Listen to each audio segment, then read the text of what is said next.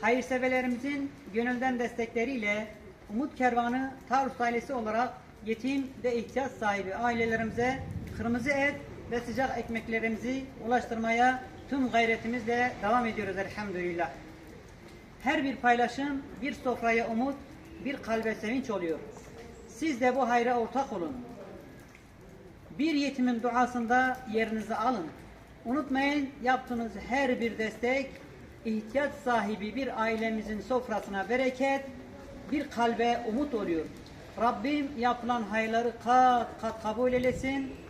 Selam ve dua ile Umut Kervanı Tarsus.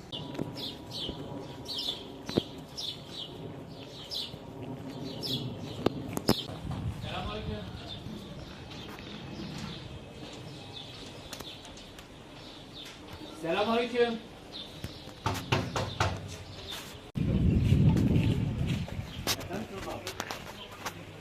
Valla bulduk gibi de. Alt katta mı oturuyor? En alt katta mı oturuyor? En üstte oturuyor. Tamam. Tamam tamam. Tamam abi. Merhaba kardeşim. Nasılsınız? Nasılsınız? İyisiniz? Allah iyilik.